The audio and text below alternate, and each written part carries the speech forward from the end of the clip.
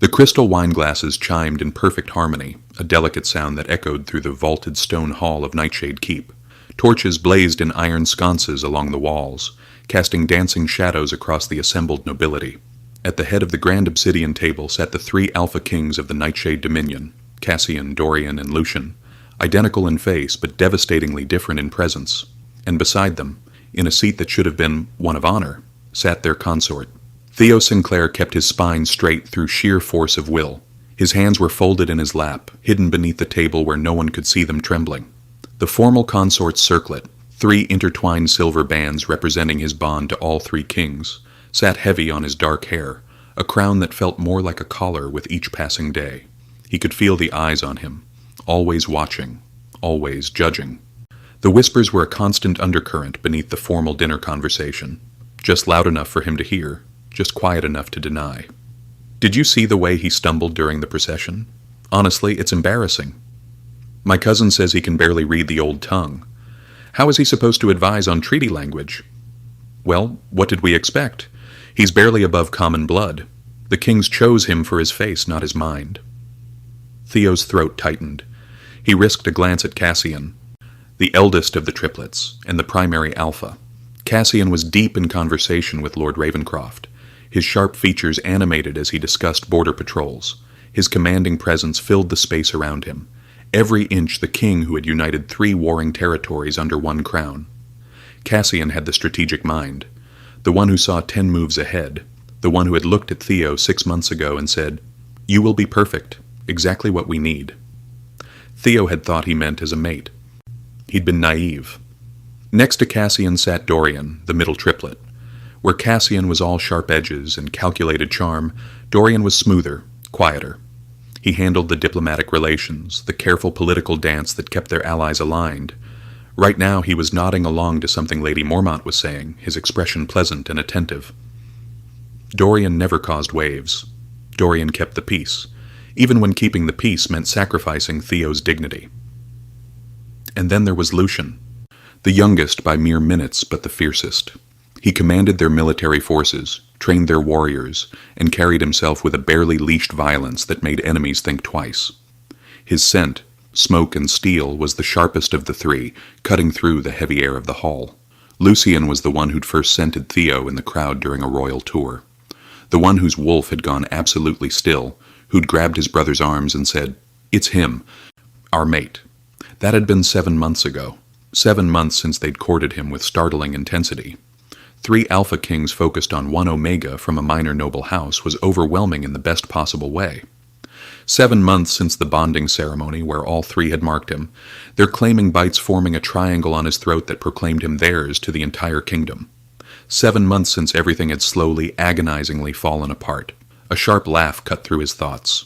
Theo's gaze snapped to the source, Seraphine Ashcroft, daughter of the kingdom's wealthiest merchant lord and the woman everyone had assumed would be chosen as royal consort. She sat 3 seats down, her beauty cold and perfect as carved ice, her amber eyes gleaming with malicious amusement as she leaned toward her companion. "I heard," she said, her voice carrying just far enough, "that the consort tried to offer input during yesterday's council meeting about the grain shortage. Suggested we open the royal reserves to the outer villages." She laughed again, the sound like breaking glass. As if he understands the economic implications. Lord Bancroft had to gently explain basic supply chain management to him, like teaching a child. More laughter rippled around her, cruel, knowing. Theo's cheeks burned.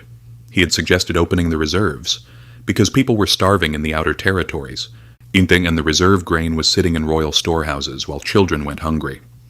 Lord Bancroft hadn't gently explained anything. He'd condescended to Theo for 20 minutes in front of the entire council about why the consort should leave economic policy to those who understood it, and his mates, all 3 of them, had said nothing.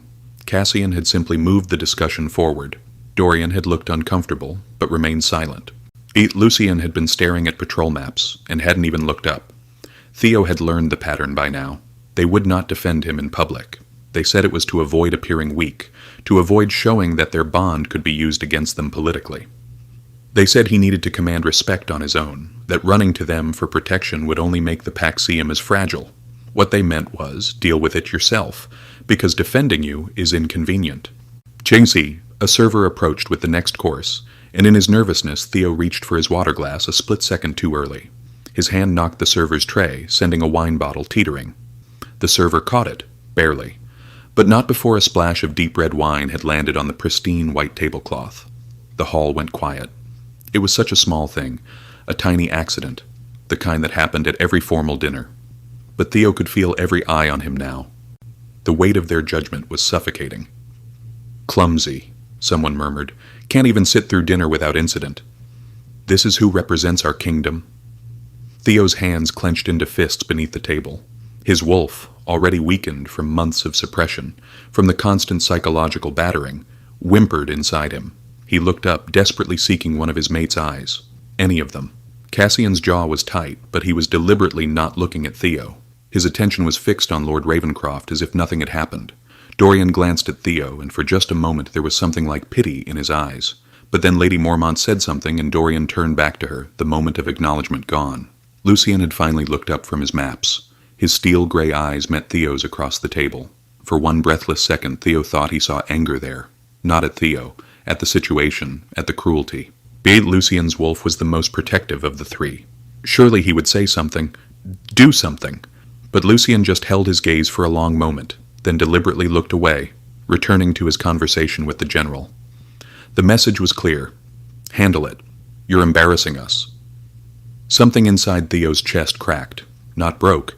It had been breaking for months, but this was another fracture in a foundation that was already crumbling. Seraphine's voice cut through the awkward silence with surgical precision. Perhaps the consort would be more comfortable dining in his chambers. These formal events can be so overwhelming for those unused to them. It was phrased as concern. It was an insult delivered with a smile. Theo felt his face burn hotter. His throat closed up. Every instinct screamed at him to defend himself, to say something cutting back. But he couldn't. Because if he did, he'd be accused of causing a scene, of being dramatic, of proving their point that he couldn't handle the pressure of being royal consort.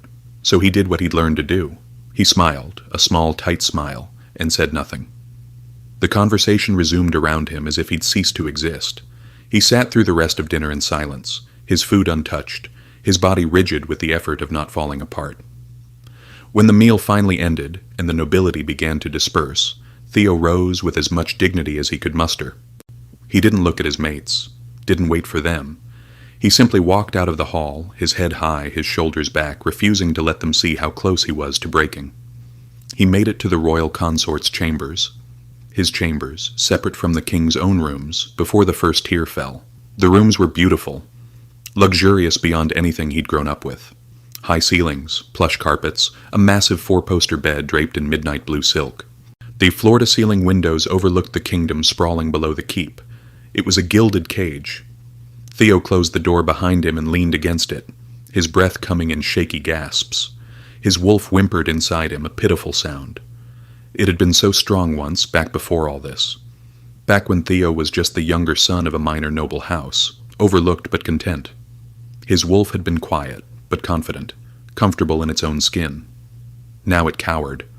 Months of having their bond ignored, of being publicly humiliated while their mates did nothing, had beaten the confidence out of both of them. Theo moved to the window, pressing his forehead against the cool glass. He'd thought, when they'd chosen him, that it was real. The courting had been intense. 3 powerful alphas showing up at his family's modest estate, bringing gifts, taking him on long walks through the gardens, talking with him for hours about everything and nothing. Cassian had listened to his thoughts on kingdom management with genuine interest. Dorian had taught him to dance, patient and smiling when Theo had stepped on his feet. Lucien had taken him riding through the forests, just the two of them, and told him stories about his childhood that made Theo laugh until his sides hurt. They'd said the bond was fate, that their wolves had chosen him, that they would protect him, cherish him, give him a place at their side, and at first, it had been wonderful. The first month after the bonding had been everything he'd dreamed of. They'd been attentive, affectionate. When someone in court had made a snide comment about Theo's common manners, Cassian had frozen them out completely. When an elder had questioned Theo's bloodline, Dorian had delivered a diplomatic but cutting response that shut down the criticism immediately. When a young alpha had looked at Theo too long, Lucien had growled low enough to rattle windows. Theo had felt safe, protected, loved. Then the complaints had started. The nobility didn't like that a near commoner had been elevated to royal consort. The wealthy families who'd hoped to marry their daughters to the kings were furious. The traditionalists thought an Omega consort made the kingdom look weak, and slowly, insidiously, his mates had stopped defending him. It started small. A dismissive comment left unchallenged, a snide remark ignored. Dick Igaman, an accidental exclusion from an important meeting. Then it escalated. His suggestions in council were overruled without discussion. His presence at diplomatic functions was suddenly not necessary. His input on kingdom matters was politely but firmly discouraged. The message from the court was clear. The consort was decorative, not functional, and the message from his mates was even clearer. We will not fight this battle for you. Cassian had taken him aside one night, his expression stern. Theo, you need to understand, our position is precarious right now. We've unified 3 territories that were warring for centuries. The nobility is still fractious. If they see weakness in our bond, they'll exploit it. You need to command respect on your own. I can't be seen running to your defense every time someone says something unkind. It would make both of us look weak. Dorian had been gentler, but equally firm. Give it time, love. Once they see your strength, your value, they'll come around. But if Cassian and Lucian and I are constantly shielding you, they'll never respect you. They'll see you as our pet, not our partner. Lucian had said nothing, but Theo had seen the conflict in his eyes. The warrior wanted to protect his mate, but the general knew that showing that protective instinct would be seen as weakness. So Theo had tried. He'd tried to command respect, to prove his worth, to earn his place. But how could he? When they'd already decided he hadn't? Every attempt he made to contribute was shut down. Every time he tried to use his authority as consort, he was undermined. And every time he looked to his mates for support, they looked away. The worst part was that the bond was still there. He could feel all 3 of them through it, a constant presence in the back of his mind. He could sense their locations in the keep, feel echoes of their emotions. Right now, he could feel Cassian's frustration, Dorian's discomfort, Lucian's restless aggression. None of them were coming to check on him. Theo closed his eyes, tears sliding hot down his cheeks. A knock on the door made him jolt. He quickly wiped his face, trying to compose himself. "Come in," he called, his voice only slightly unsteady. The door opened, and for one desperate second he hoped. It was just a servant, young, nervous, carrying a tray. "Begging your pardon, consort," the girl said, her eyes downcast. "You didn't eat at dinner. I brought you something." The kindness of the gesture made Theo's throat tighten with fresh tears. "Thank you," he managed, his voice rough. "Just leave it on the table." The servant did, but she hesitated before leaving. "Consort," she said quietly, "for what it's worth, I think you were right. About the grain reserves. My family lives in the outer villages. People are hungry." Theo looked at her. Really looked. She was young, maybe 19. Her dress was plain but clean. A servant, someone with no power, no voice. Someone like he was now, despite his title. "Thank you," he said again, meaning it. She gave him a small, sad smile and left. Theo stared at the food she'd brought. Bread, cheese, some fruit. Simple but thoughtfully prepared. A servant had shown him more consideration than his own mates. He should eat. He knew he should. But his stomach was twisted in knots, and the thought of food made him feel sick. Instead, he moved to the bed and lay down, still fully dressed, staring up at the canopy above. The bond hummed in the back of his mind.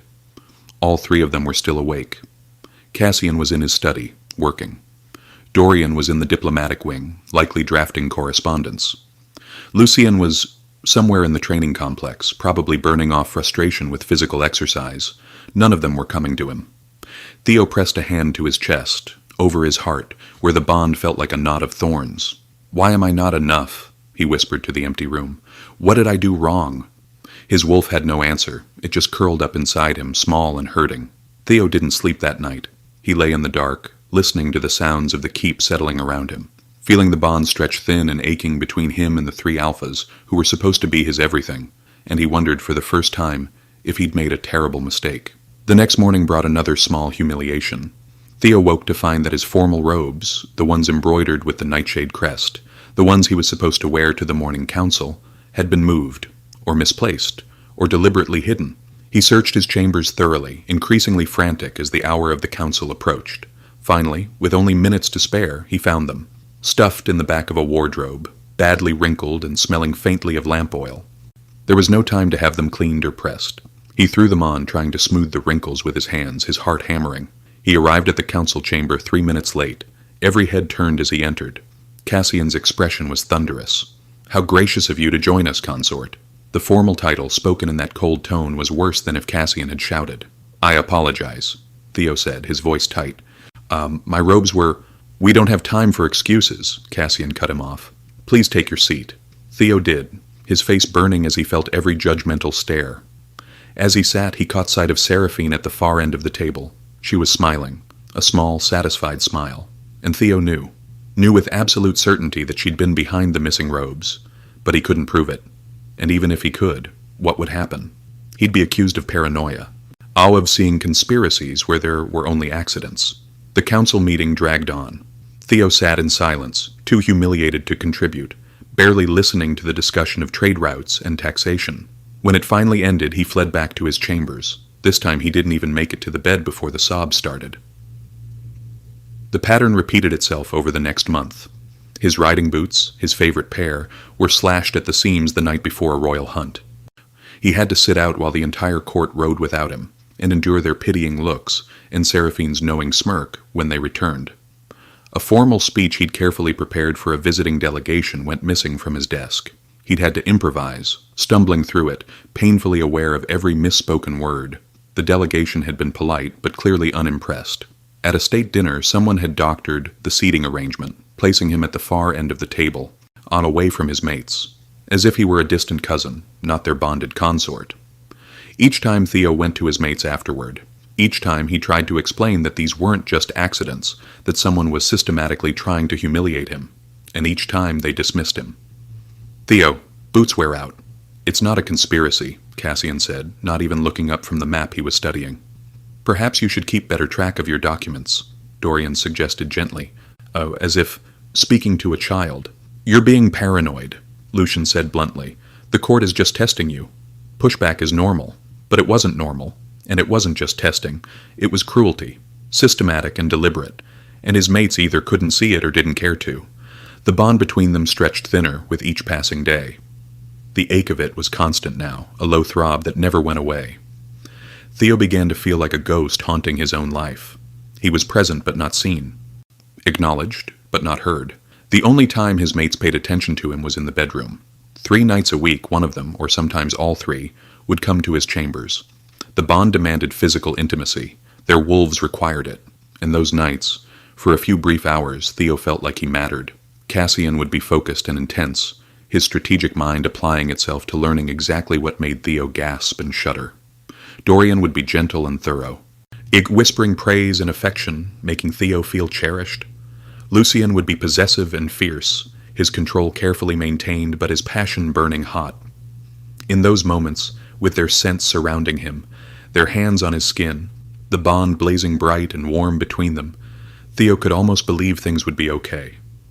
But then morning would come, and they would leave, and Theo would be alone again, with nothing but bruises that would fade and an ache in his chest that wouldn't. Sex wasn't intimacy when it was the only intimacy he got. It wasn't connection when they wouldn't connect with him any other way. It was just another form of using him. 2 months after that first terrible dinner, something changed. Theo woke up nauseous. At first he thought it was stress. His appetite had been poor for weeks, his sleep disrupted. But when the nausea continued for 3 days straight, when certain smells started making his stomach turn, when his body felt different in a way he couldn't quite name, he knew. Omegas had an instinctive knowledge of their own bodies, especially regarding pregnancy, and Theo's instincts were screaming at him now. He was carrying a child, the heir to the Nightshade throne. The realization hit him like a physical blow. He stood in his chambers, one hand pressed to his still flat stomach, his mind reeling. A baby. Their baby. A child conceived from the bond between him and the 3 most powerful alphas in the kingdom. This should be joyful news. This should be celebrated. But all Theo felt was a cold, creeping dread. What kind of world was he bringing this child into? Would his son or daughter be subjected to the same cruelty he endured? Would the child grow up watching their Omega father be belittled and dismissed? What if the child was an Omega? Would they be taught that their worth was conditional? That love had to be earned through perfect behavior? What if the child was an Alpha? Would they learn from their fathers that mates were possessions to be claimed but not protected? Theo's hands were shaking. He needed to tell them. He needed to tell his mates. But a deeper instinct held him back. He couldn't say why, but something in his wolf's consciousness warned him. Not yet. Not until you're sure. Sure of what? He didn't know. So he said nothing. He kept the secret close, hidden beneath his ribs alongside his breaking heart, and he paid attention, really paid attention, in a way he hadn't been before. He started to notice things, the way certain nobles had private meetings with Cassian that weren't recorded in the official schedules, the way Dorian sometimes received sealed correspondence that he immediately burned after reading, the way Lucian trained a separate or elite unit of soldiers who answered only to him and whose activities were never discussed openly. Theo had assumed these were just normal kingdom business, things above his understanding. But now, watching more carefully, he saw patterns, suspicious patterns. One night, unable to sleep, he'd gone looking for Dorian. They'd promised to have dinner together, a rare occurrence now, and Dorian had missed it without explanation. Theo had tracked him through the bond to the restricted section of the keep's archives. The archives were supposed to be locked after sunset, but when Theo tried the door, it was open. He'd meant to announce himself, to ask Dorian why he'd missed dinner, but something made him pause just inside the doorway, hidden in shadow. Dorian was there, but he wasn't alone. Lord Bancroft, the same lord who'd humiliated Theo in council, was with him. The shipments need to be more discreet, Bancroft was saying, his voice low. The harbor master is asking questions. Then replace the harbor master, Dorian replied coolly. We've done it before. And the outer villages? Let them complain. They have no power. As long as the grain officially shows as allocated on the records, no one can prove it was diverted. Theo went cold. He'd suggested opening the grain reserves because the outer villages were starving. And now he was hearing Dorian, his mate, the gentle diplomat, casually discussing diverting that grain elsewhere. Where was it going? Why? He should have announced himself, demanded answers, but his instincts screamed danger. If they knew he'd overheard. Theo slipped back out of the archives as silently as he'd entered. His mind was racing, grain being diverted, shipments that needed to be discreet, harbor masters being replaced for asking questions. This wasn't just politics. This was something else. Over the next week, Theo paid even more attention. He started eavesdropping in earnest, using the bond to track his mates' locations and listening at doors. He felt guilty about it. They were his mates. He should trust them. But they'd stopped trusting him long ago. They kept him deliberately uninformed, dismissed his input, treated him as decorative. So he listened, and what he heard made his blood run cold. The grain wasn't just being diverted, it was being sold to Silvermarch, the kingdom's greatest rival and historical enemy, at inflated prices. The Nightshade Kingdom was profiting off the starvation of its own people, selling desperately needed food to their enemies while their citizens went hungry. And it wasn't just grain. There were weapons, information, trade secrets. His mates, all three of them, were engaged in treasonous dealings that, if exposed, would destroy the kingdom. But the kingdom wouldn't be the only thing destroyed. The noble houses who'd been excluded from this scheme would revolt. The commoners, if they learned their kings were profiting from their starvation, would riot. And his mates would be executed as traitors. Theo felt sick. He wanted to confront them, wanted to demand an explanation. But he knew what would happen. They'd deny it, or worse, they'd admit it and explain it away as necessary for the kingdom's stability. They'd tell him he didn't understand politics, economics, the complicated realities of rule. They'd dismiss him, again, and then they'd know he knew. And people who knew dangerous secrets didn't tend to live long. Theo pressed a hand to his stomach where their child was growing. He had to protect this baby. That was the only thing that mattered now. Which meant he had to leave. But running wasn't enough, because if he ran, they'd find him. They had resources, trackers, an entire kingdom at their command. He needed leverage. He needed insurance. He needed proof. Over the next 2 weeks, Theo became someone he'd never been before, a spy in his own home. He used his access as consort to enter the king's private study when he knew they'd be occupied elsewhere. He copied documents, carefully, so they wouldn't notice anything missing. He memorized names, dates, shipment routes. He stole a wax seal stamp from Cassian's desk. He pocketed a coded ledger from Dorian's locked drawer, picking the lock with a hairpin and shaking hands. He even managed to obtain a copy of the treaty Lucian's secret unit was supposed to be guarding, a treaty that, if made public, would expose deals with Silvermarch that violated a dozen kingdom laws, Each theft made his heart pound so hard he thought he'd be sick. Each time he thought he'd be caught. But no one paid attention to the consort. He was just the pretty Omega who decorated their court. What threat could he possibly pose? They'd made him invisible. Now he'd use that against them. It happened on a Thursday night. Theo was in his chambers, organizing the stolen documents, trying to decide his next move. He'd collected enough evidence to prove his mate's treason 10 times over. Now he needed a plan to get out of the keep, out of the kingdom, somewhere safe. He was 3 months pregnant now, just barely starting to show. He'd managed to hide it under loose robes, but it wouldn't be long before others noticed. He needed to move soon. He was so focused on the documents spread across his desk that he didn't hear the door open. Didn't sense Seraphine until she spoke. "Well," she purred, "isn't this interesting?" Theo spun, his heart stopping. Seraphine stood in his doorway, a satisfied smile on her cold, beautiful face. "How did you—" Theo started, but she cut him off. "Get in?" "Consort, I've had a key to these chambers since before you arrived. These were supposed to be my rooms, after all. Before you stole my rightful place." She strolled into the room, her eyes scanning the documents on Theo's desk. "What are you doing?" she asked, though her tone suggested she already knew. "Feeling unappreciated, planning to run away to Daddy?" "Get out," Theo said, trying to sound commanding and failing. His voice shook. "Oh, I don't think so." Seraphine picked up one of the documents, her eyebrows rising as she read.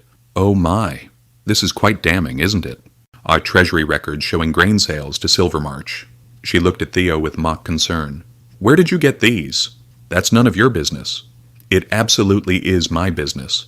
Because you see, when the kings find out you've been stealing confidential documents, copying royal seals, gathering evidence against them," she smiled, "well, they'll have to assume you're a spy, a traitor, perhaps working for Silvermarch yourself." "I'm their mate," Theo said desperately. "They'd never believe that, wouldn't they?" Seraphine's smile widened. "They already don't trust you. Already think you're weak, emotional, unsuited for your role. It wouldn't be hard to convince them you've been compromised. That maybe Silvermarch found you, turned you, promised you power or safety in exchange for secrets." She stepped closer, and Theo backed up against his desk. "Or," Seraphine continued, "you give me those documents, all of them, and I'll pretend I never saw them." "Why would you do that?" "Because I want you gone, little Omega. I want you out of this keep, out of the kingdom, out of the king's lives. And if threatening to expose you as a traitor makes that happen, perfect." She held out her hand expectantly. "So what will it be? Give me the documents and run away with your tail between your legs? Or shall I go to the kings right now and tell them their precious consort is a spy?" Theo's mind raced. If he gave her the documents, he'd have no leverage, no protection. She could still betray him anyway, but if he didn't, she'd go to his mates immediately. "I need time," he said, "to pack, to leave properly." "You have until dawn," Seraphine said coldly. "That's generous. I suggest you take it." She turned and left, her footsteps echoing down the hall. The moment she was gone, Theo's legs gave out. He sank to the floor, his breath coming in panicked gasps. Dawn. He had hours. No, he had minutes, because he didn't trust her for a second not to go to the kings immediately, despite her promise. He had to leave now, tonight. Theo scrambled to his feet. His hands were shaking so hard he could barely move, but he forced himself to focus. He grabbed a travel bag, soft leather, the kind he could carry on foot. He didn't pack formal robes or jewels. He packed practical things, warm clothes, a water skin, dried meat and bread from his private stores, a blanket, the small dagger Lucien had given him during their courting, and the documents, all of them. He couldn't leave them here, couldn't risk them being destroyed. They were his only leverage. He wrapped them carefully in oilcloth and tucked them into the bottom of his bag. Then he took one last look around his chambers, these beautiful, luxurious rooms that had been his prison. He felt no sadness at leaving them, only relief. Using the bond, Theo located his mates. Cassian was in his study, as always. Dorian was in the diplomatic wing. Lucian's presence in the bond felt agitated, moving. He was heading toward the royal consort's chambers, toward Theo. No. Theo grabbed his bag and fled. Not through the main corridors. Lucian would find him there. He went through the servant passages, narrow hidden hallways he'd learned over months of trying to find places to be alone. He could feel Lucian reaching the chambers, feel the sharp spike of surprise when he found them empty. Through the bond, Theo felt Lucian's wolf surge forward. "Where are you?" The bond pulled tight as Lucian tried to track him. Theo forced himself to take a deep breath to calm his racing heart. He couldn't panic. Panic would make him careless. He reached the ground level and slipped into the kitchens. At this hour they were mostly empty. He grabbed a servant's cloak from a hook, plain, hooded, anonymous, and threw it over his fine clothes. Through the bond, Cassian's sharp awareness. He knew something was wrong now. Theo moved faster. He made it to a small side door he'd discovered weeks ago. It led to the keep's eastern garden, which connected to a path down the mountain. The door was locked. Of course it was. Theo pulled out the hairpin he'd used to pick Dorian's desk lock, his hands shaking so badly it took 3 tries to work the mechanism. He threw the bond, all 3 of them now, wolves alert and searching, the feeling of them converging on his last known location like a net tightening. The lock clicked. Theo shoved the door open and ran. The night air was cold, biting through even the servant's cloak. The moon was new, only the stars lit his path. He didn't shift. His wolf was too weak, too psychologically battered. He'd never make the journey on 4 legs. So he ran on 2, his bag clutched to his chest. His heart hammering, the bond in his mind screaming as his mates realized he was gone. He ran down the mountain path, through the forest, into the wildlands beyond the kingdom's borders. He ran until his lungs burned and his legs screamed, and he couldn't run anymore. And then he kept walking. Because behind him, in the keep he'd left, 3 Alpha Kings were waking to the discovery that their consort had vanished. And hidden in Theo's bag, wrapped in oilcloth, was enough evidence to destroy them all. Cassian found the note first. He'd reached Theo's chambers minutes after Lucian, drawn by his brother's sharp alarm through their triplet bond. The rooms were empty. The bed was made. A travel bag was gone, along with practical clothes and supplies. And on the desk, weighed down by a small river stone, was a single piece of parchment. Cassian picked it up with hands that shook, the first time he'd trembled in years. 3 words. In Theo's careful handwriting, I am gone. No explanation, no plea, no anger, just a statement of fact. Cassian's wolf, which had been pacing inside him, suddenly threw its head back and howled, a sound of pure anguish that he barely managed to keep from escaping his throat. Dorian burst through the door, Lucian right behind him. Both of them looked wild-eyed, their carefully maintained control shattered. "Where is he?" Dorian demanded. "The bond says he's moving." "Oh, but I can't pinpoint—" "He left," Cassian said, his voice hollow. He held up the note. Lucian snatched it from his hand, read it, then crushed the parchment in his fist. No, he wouldn't. He can't. But even as he said it, they could all feel it through the bond. Theo was moving away from them, putting distance between himself and the keep with every passing second. The bond was still there. That meant he was alive, but it was stretched thin and screaming. Beat both a phantom pain in all 3 of their chests, like someone had reached in and started pulling their hearts out slowly. "Find him," Cassian said, his voice dropping into the Alpha King command that could move armies. "Send out trackers immediately. I want every soldier, every hunter, everyone searching. Now." They scrambled to obey. Within the hour, the keep was in organized chaos. Elite tracking units were assembled. Soldiers were dispatched to every village, every crossroad, in every potential hideout. But Theo had hours of head start, and he'd clearly planned this. No one had seen him leave. The servants hadn't noticed the consort moving through their passages. He'd become so invisible in his own home that he'd vanished without a trace.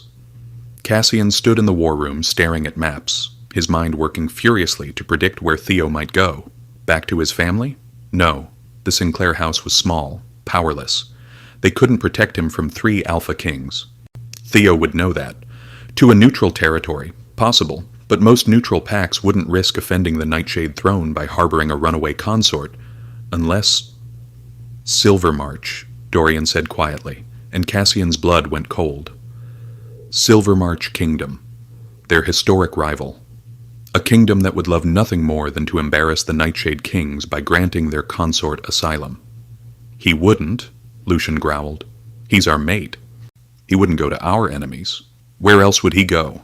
Dorian countered, his diplomatic mask cracking to show the fear beneath.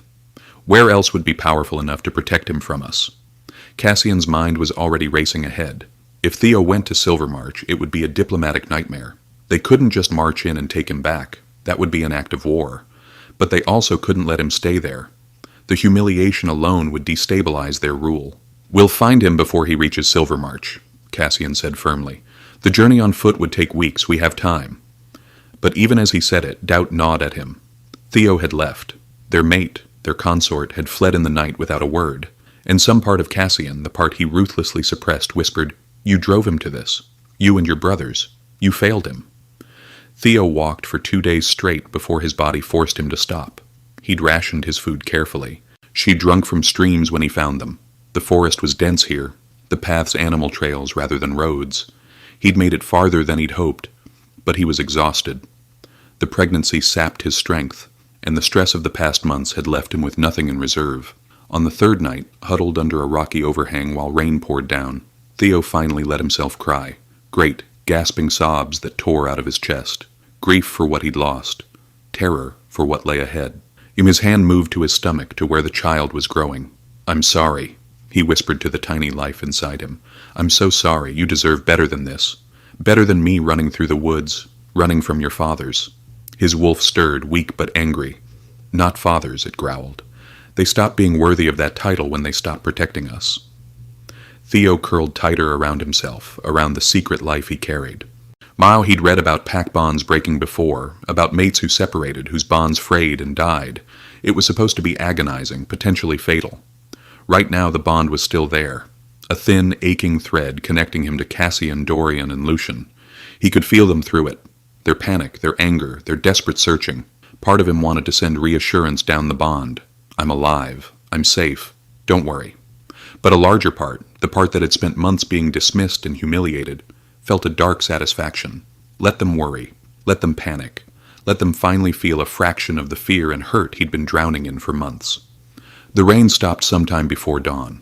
Theo dozed fitfully, jerking awake at every sound, terrified that he'd hear the howl of pursuing wolves. But none came. By sunrise he forced himself to move again. His body ached. The morning sickness was brutal. He had to stop twice to vomit into the bushes, but he kept walking. Silvermarch was still 2 weeks away, maybe more at his pace. If he could just make it there, if King Matthias granted him asylum, then he'd be safe, and he'd have the leverage to negotiate terms with his former mates. The documents tucked in his bag grew heavier with every step. This was treason he was carrying, evidence that could topple a kingdom. He tried not to think about what he was about to do, about the consequences. But every time doubt crept in, he thought about his child. He would do anything, betray anyone, to keep this baby safe, even if it meant destroying the men who were supposed to love him. On the 5th day, Theo's luck ran out. He'd been following a stream, hoping it would lead to a village where he could trade for supplies. His food was gone. The dried meat had lasted 3 days, the bread less than that. He was weak, dizzy, his hands shaking from hunger and exhaustion. The stream did lead to civilization, a small trading post on the border between Nightshade and neutral territory. Theo approached cautiously, his hood pulled low. The trading post was just a few ramshackle buildings around a central square. Merchants sold traveling supplies, and there was a small tavern that looked like it doubled as an inn. Theo had a few coins he'd taken from his chambers. Not much, but enough for food and maybe a night's lodging. He was browsing the market stalls, trying to figure out what supplies would stretch farthest, when he felt eyes on him. He looked up to find a merchant staring at him. The man's eyes widened in recognition. "No." Theo pulled his hood tighter and turned to leave, but the merchant called out, "Guards! That's him! That's the consort!" Theo ran. Behind him he heard shouts, the sound of pursuit. His body was already exhausted, running on nothing but fear and adrenaline. He couldn't outrun them. A hand grabbed his cloak. He spun, pulling the dagger from his belt. "Don't touch me," he snarled, and his wolf, weak as it was, flashed in his eyes. The guards hesitated. They were local security, not trained soldiers. They clearly hadn't expected their pretty runaway consort to have fangs. "Easy," one of them said, hands raised. "We're not going to hurt you. The kings have offered a reward." "I'm not going back," Theo said, his voice shaking. "I'll die first." "No one wants that," another guard said. "Just come quietly. We'll send word to the keep. They'll come for you." That's exactly what Theo was afraid of. He was trapped. The guards were circling him, cutting off escape routes. More townspeople were gathering, curious about the commotion. Theo's mind raced, looking for options and finding none. And then a voice cut through the noise like a blade. "Stand down!" Everyone turned. A man stood at the edge of the square. Tall, broad-shouldered, with silver-streaked hair and the unmistakable bearing of an alpha. But what made Theo's heart stop was the crest on the man's cloak. the Silver Wolf of Silvermarch. The man strode forward, his presence commanding immediate respect. The local guards actually backed up. "This Omega is under Silvermarch protection," the man said, his voice brooking no argument. "Any who attempt to detain him will answer to King Matthias personally," the head guard sputtered. "But the Nightshade Kings can take their grievances up with my king," the man said coldly. "Now, stand down." The guards looked at each other, then slowly lowered their weapons. The Silvermarch man turned to Theo, his expression gentler. "You're the consort, aren't you? Theo Sinclair?" Theo's hand tightened on his dagger. "Who are you?" "Commander Aldrich, one of the Silvermarch border guard. We've had standing orders to watch for you." His eyes dropped to Theo's middle, to where the travel cloak didn't quite hide his pregnant belly. "King Matthias suspected you might need help. He offers you sanctuary if you want it." "Why?" Theo asked suspiciously. "Why would your king help me?" Aldrich smiled grimly. "Because he's been looking for leverage against the Nightshade Kings for years, and a runaway consort carrying their heir. That's significant leverage." At least he was honest about it. Theo looked at the guards, at the gathered crowd, at the exhaustion trembling through his own body. He was out of options, out of strength. "Take me to your king," Theo said quietly. Aldrich nodded.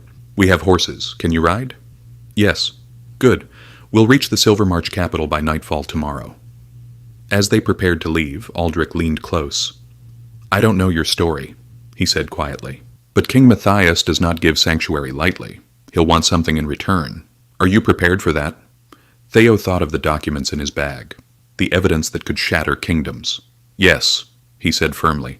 "I have exactly what he wants." King Matthias of Silvermarch was not what Theo expected. The stories painted him as a ruthless warrior king, cunning and cold. But the man who received Theo in his private study was courteous, even gentle. He was older than the Nightshade triplets, perhaps 40, with silver threading through his dark hair and scars that spoke of a warrior's life. His presence was commanding, but not oppressive. "Consort Sinclair," Matthias said, gesturing to a comfortable chair. "Please, sit. You must be exhausted." Theo sat cautiously, the travel bag still clutched against his chest. Matthias noticed. "I'm not going to take that from you. Whatever you carry, it's yours. You will want what's in here," Theo said quietly. "Perhaps, but I'd like to hear your story first." So Theo told him. Not everything. He kept his pregnancy private, at least for now. But enough. The systematic humiliation, the isolation, the moment he realized his mates would never choose him over their throne. Matthias listened without interruption, his expression growing darker with each revelation. When Theo finished, there was silence. "The Nightshade Kings are fools," Matthias said finally. "To treat their fated mate with such cruelty, their wolves must be in agony." "Their wolves have been silent for months," Theo said bitterly. "They chose their crowns over their bond." Matthias stood and moved to a window overlooking his kingdom. "I will be honest with you, Theo. I have no love for the Nightshade Kings. They've expanded their territory aggressively, bullied smaller kingdoms, destabilized trade routes that have existed for centuries." He turned back to face Theo. "But I'm also not a monster. I won't use a pregnant Omega as a political pawn unless you choose to be used." Theo blinked. "You know?" "I have an excellent sense of smell," Matthias said dryly. "And you're showing if anyone cares to look. How far along?" 3 months. Maybe closer to 4 now." Matthias nodded. "Here are your options. 1. I grant you simple asylum. You stay here in Silvermarch under my protection. Your former mates can petition for visitation rights, but they cannot force you to return. You'll be safe, but politically the situation will be complicated. And option 2? You give me what's in that bag, and I give you power in return." Theo's fingers tightened on the leather strap. "What kind of power?" "The kind that means you never have to fear anyone again," Matthias said. "You become my advisor, an official position in my court. The Nightshade Kings want to treat you as insignificant? I'll make you significant. I'll give you a platform, a voice, resources." He moved closer. "I've been gathering intelligence on Nightshade for years, small pieces, rumors, nothing concrete. But if you have what I think you have, proof of treason," Theo said flatly. "Documented deals with your kingdom that violate their own laws, records of profiteering from their citizens' starvation, sealed treaties, and coded ledgers." Matthias's eyes went very bright. "You have all that?" "I've been invisible in my own home for months," Theo said. No one pays attention to the pretty consort. I had access to everywhere, to everything. They never thought to guard their secrets from me. He pulled the oilcloth bundle from his bag and set it on the table between them. This is my leverage. This is how I protect my child. Because if they try to take my baby, if they try to force me back, I'll make sure this information burns their kingdom to the ground. Matthias carefully opened the bundle. His hands, Theo noticed, were perfectly steady even as his eyes widened at what he was reading. This is, Matthias breathed. Theo, this is enough to trigger a full kingdom investigation. This could strip the Nightshade Kings of their throne. Good, Theo said coldly. Let them feel powerless. Let them know what it's like to have everything taken from them. Matthias looked up from the documents. You want revenge. I want safety. Revenge is just a side benefit. A slow smile crossed Matthias's face. I think we'll work well together, Theo Sinclair. Welcome to Silvermarch. The summons arrived at Nightshade Keep 3 days later. It was delivered by a Silvermarch courier under diplomatic seal, which meant the guards couldn't simply throw the messenger in a cell, much as they wanted to. Cassian read the letter in his study, his brother standing beside him. The parchment was formal, coldly polite. To their majesties, the Alpha Kings of Nightshade, I write to inform you that Theo Sinclair, formerly of your court, has requested and been granted sanctuary within the kingdom of Silvermarch, as a free Omega of sound mind. His request has been honored under international law regarding treatment of bonded mates.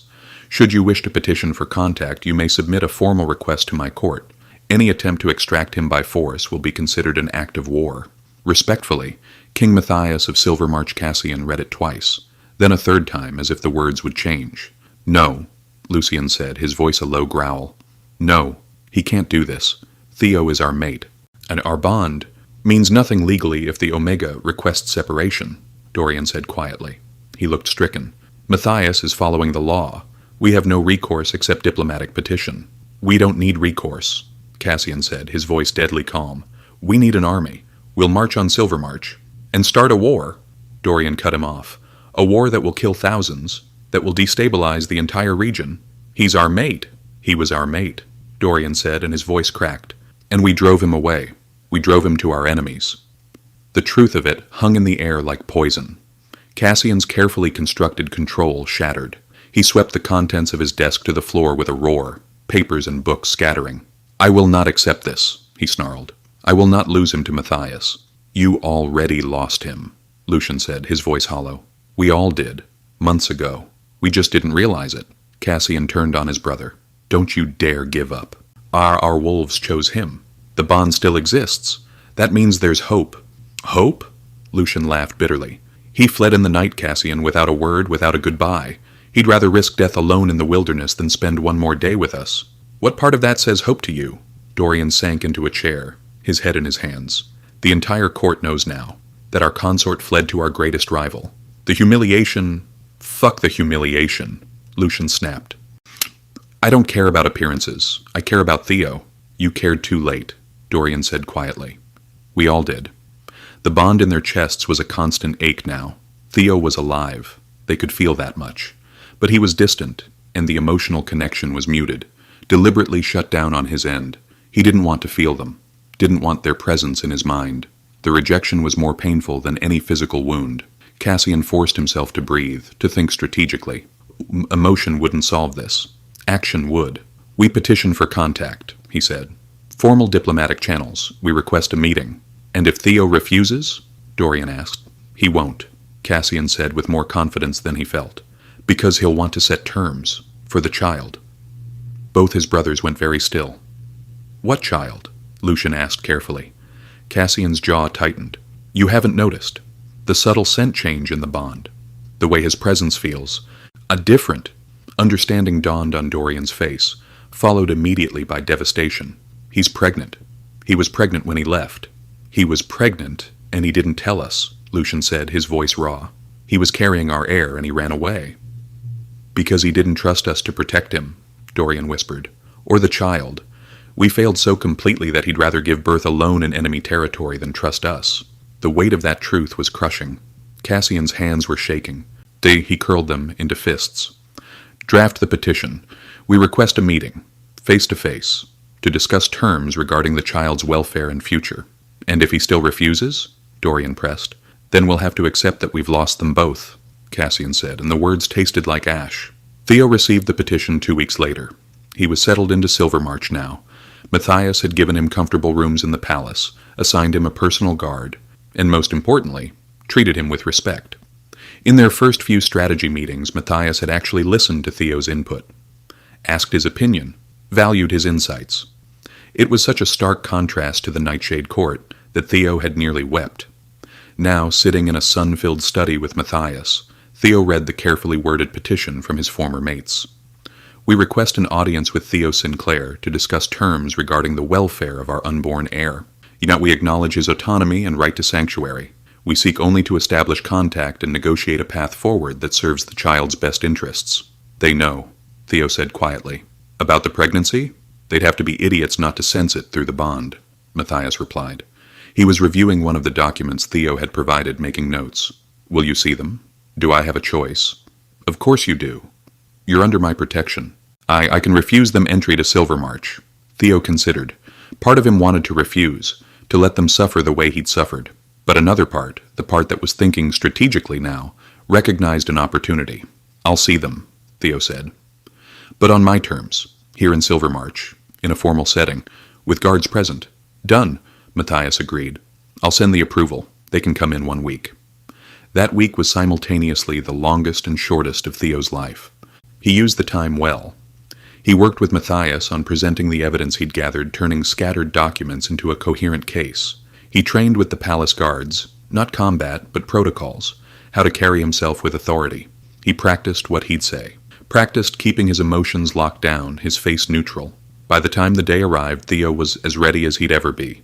He dressed carefully, not in the fancy consort robes from Nightshade, but in formal Silvermarch attire. Eyed deep blue and silver, their colors. A statement that he belonged here now, not there. The meeting was held in one of the formal audience chambers. Matthias would be present, along with guards and witnesses. This wasn't a private reunion. This was a negotiation. Theo arrived first, taking his seat beside Matthias's throne. The king gave him an encouraging nod. Remember, Matthias said quietly, you hold the power here, not them. Then the doors opened and they walked in. Cassian, Dorian, and Lucian. The last time Theo had seen them, it had been from a distance, fleeing through the darkness. Now they stood before him in full daylight, and the impact hit him like a blow. They looked terrible. All three of them were thinner, with dark shadows under their eyes. Their formal attire was perfect, but they wore exhaustion like a second skin. Cassian's strategic mask was firmly in place, but his eyes were wild when they found Theo. Dorian's diplomatic calm was fractured, grief clear on his face. Lucian looked like he was barely holding himself together, his hands clenched into fists at his sides. Through the bond, which Theo had tried so hard to block, he felt the tidal wave of their emotions, relief that he was alive and whole, anguish at seeing him sitting beside their rival, desperate, clawing hope, and underneath it all, their wolves, howling. Theo forced himself to feel nothing, to show nothing. Your Majesties, he said formally, his voice steady. Thank you for coming. The formal address made all three of them flinch. Theo, Cassian started, taking a step forward. The guards immediately moved to intercept. You will address him as Advisor Sinclair, Matthias said coolly, and you will remain where you are. Advisor. Theo's new official title in the Silvermarch court. The message was clear. Theo wasn't just a refugee here. He held rank, position, power. Cassian's jaw tightened, but he stopped. Advisor Sinclair, he forced out. We came to discuss the child. Our child, Dorian added desperately. Our heir. Theo's hand moved unconsciously to his stomach, which was now visibly rounded beneath his formal robes. Yes, he said calmly. Let's discuss that. He stood and Matthias's guards moved with him, a subtle reminder that Theo was protected here. You want access to your heir, Theo continued, visitation rights, a role in their life. Yes, all three said in unison. Then here are my terms. Theo pulled out a document, formal, legal, prepared with Matthias's advisors. 1. I will remain in Silvermarch under King Matthias's protection. The child will be raised here with me. You may visit, under supervised circumstances, but no attempt will be made to remove either of us from Silvermarch territory. The triplets looked stricken, but didn't interrupt. 2. You will formally recognize my autonomy and right to raise the child as I see fit. No Interference in how I parent.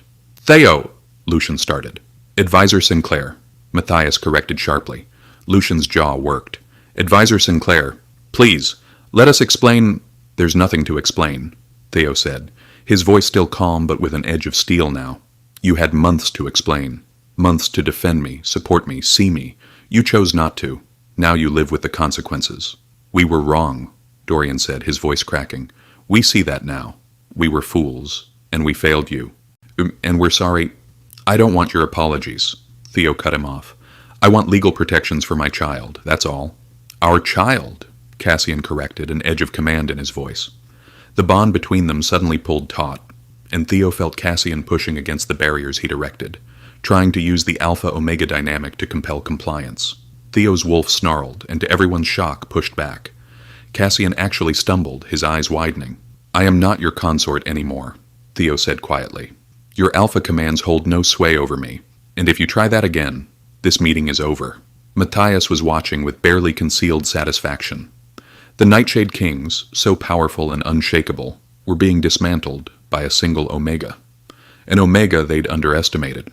You want a relationship with your child, Theo continued. Then you negotiate, you don't command. What do you want from us? Cassian asked, and for the first time, he sounded lost, not like a king, like a man who just realized he destroyed everything that mattered.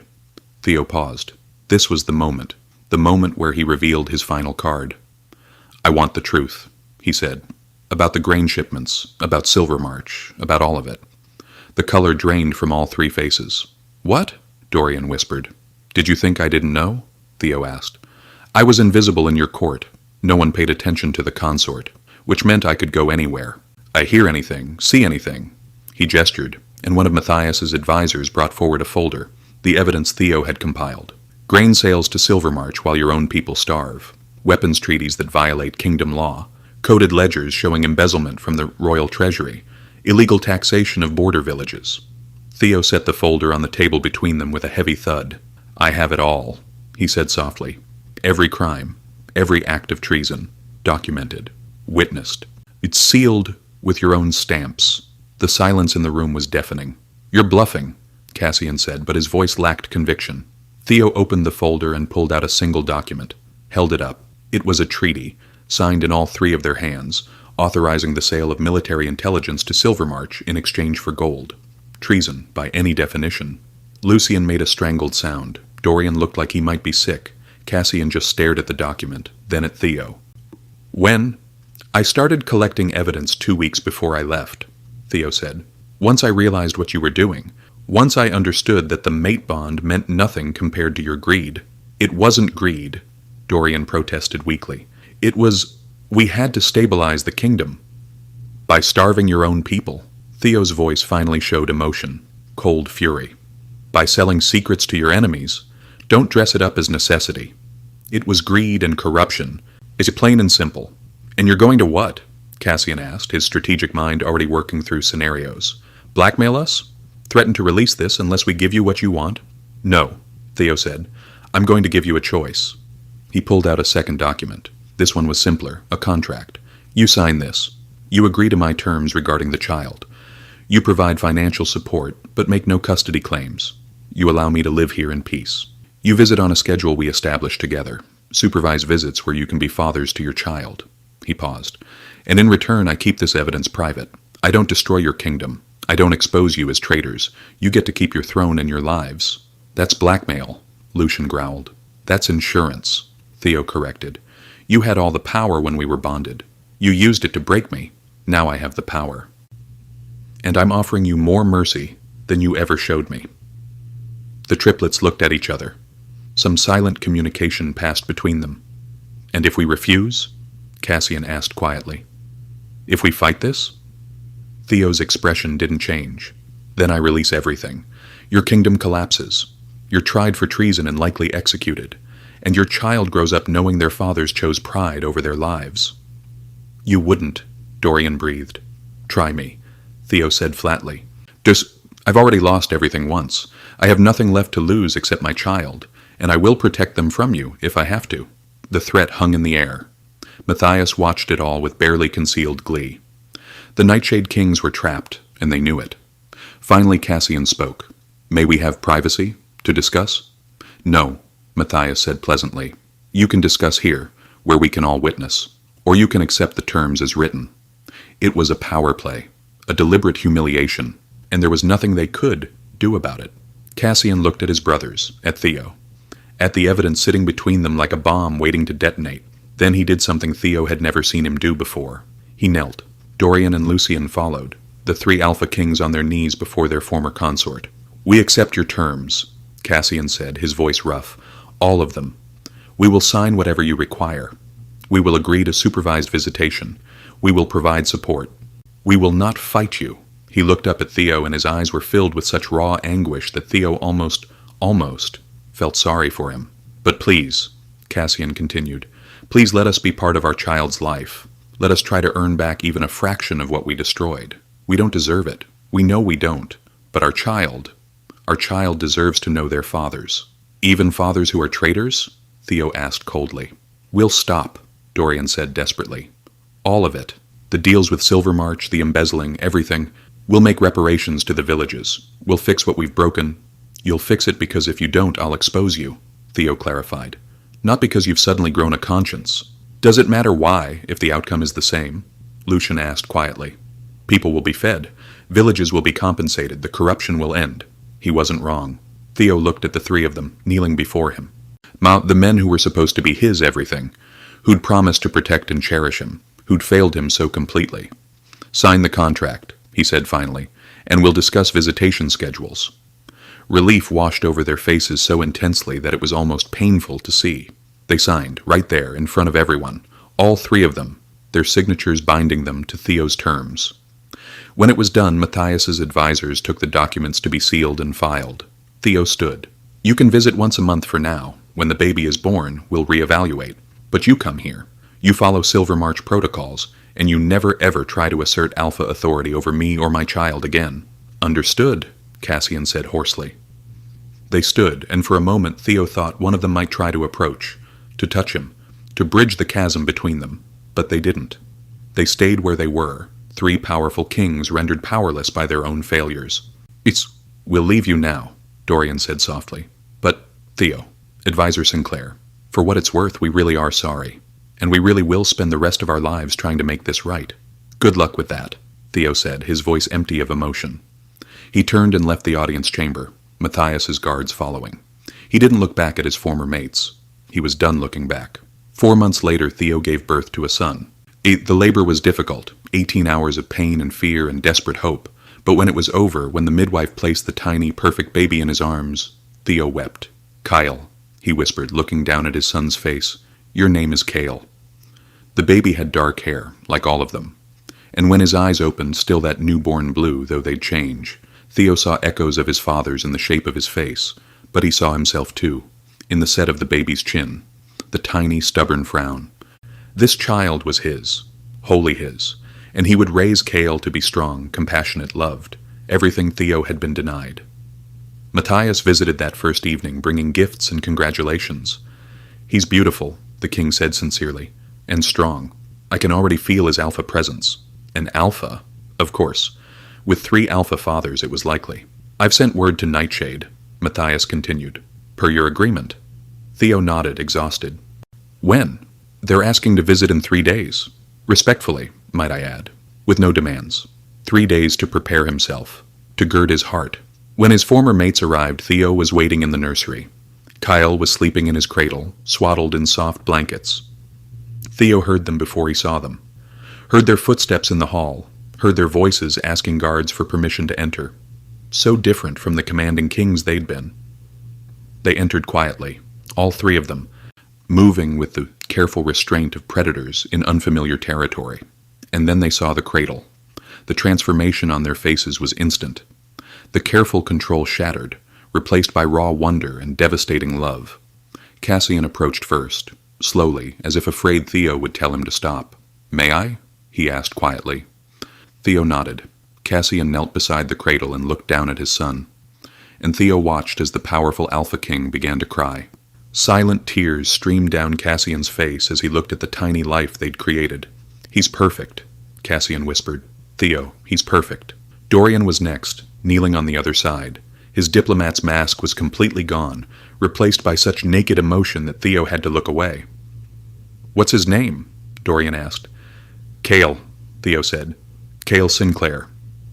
"Not Nightshade?" Lucian asked. He hadn't approached yet, standing frozen near the door. "No," Theo said firmly. "He's mine. He's a Silvermarch citizen. If he chooses to take your name when he's older, that's his decision." It hurt them. He could feel it through the bond, but they didn't argue. "May I hold him?" Dorian asked, his voice breaking. Theo hesitated, then nodded. Dorian lifted Cale with infinite care, cradling the tiny body against his chest. The baby stirred but didn't wake, and Theo watched as his former mates met their son for the first time. There was no joy in it for him, only a dull, distant ache. They stayed for an hour. They held Cale, spoke to him in soft voices, promised him things they'd never managed to give Theo. When they finally left, Cassian paused at the door. "Thank you," he said quietly, "for letting us meet him." Theo said nothing. After they were gone, he sat in the rocking chair beside Cale's cradle and cried.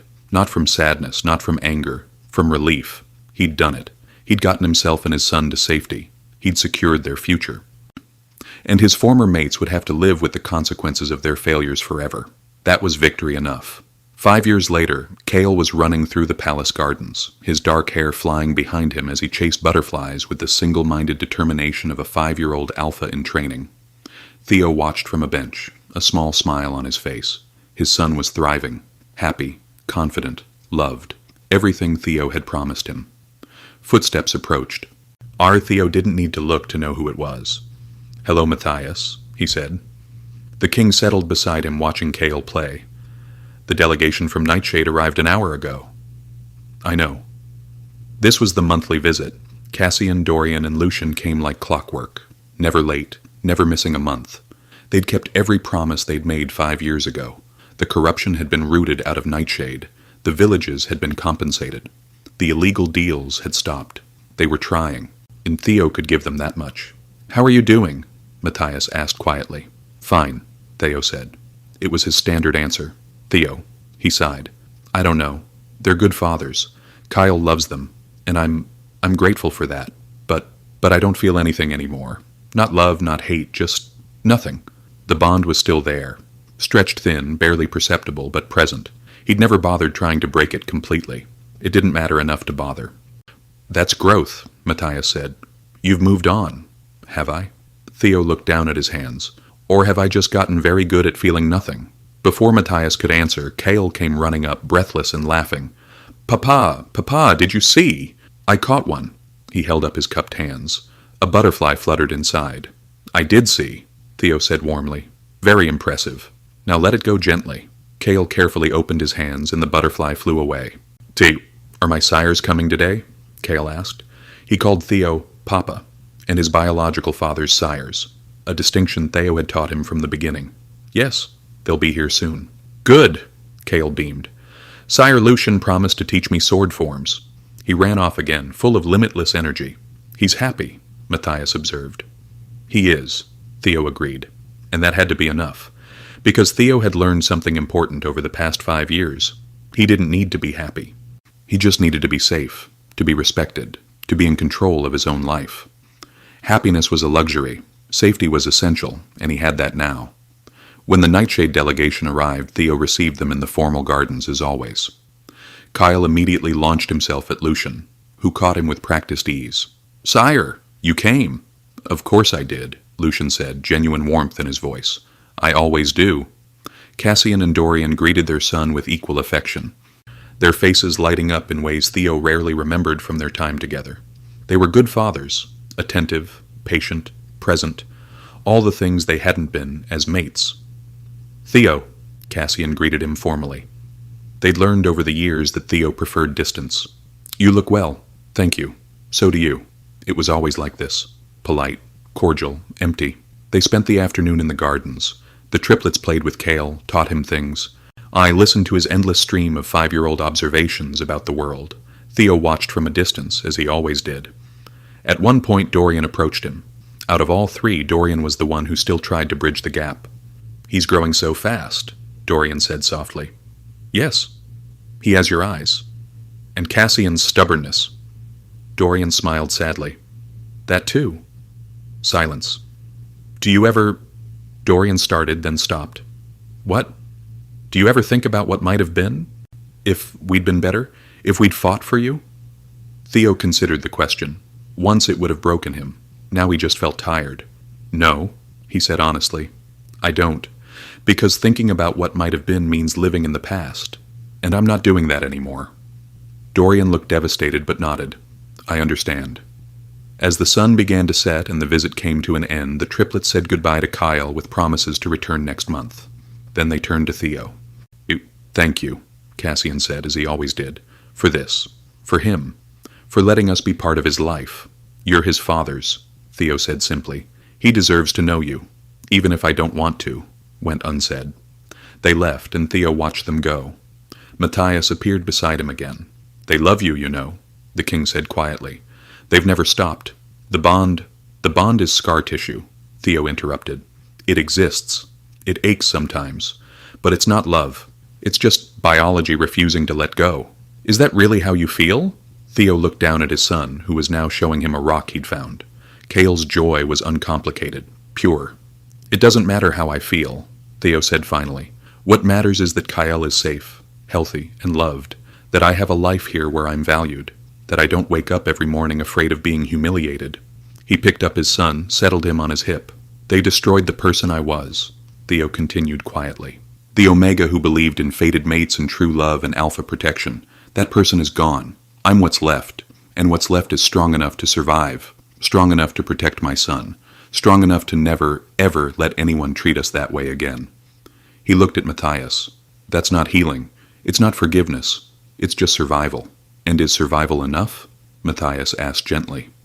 Theo thought about it as they walked back to the palace, where Kyle chattering away in his arms about butterflies and sword forms and all the wonderful, terrible things his young mind could imagine. It has to be, he said finally, because it's all I have. The Nightshade Kings had lost their mate, but Theo had found himself. And in the end, that was the only victory that mattered. Thank you for being part of this journey. If this story moved you, subscribe for more tales of Omega strength, alpha regret, and the courage it takes to walk away from those who refuse to fight for you. Until next time, be brave, be bold, be loved, always.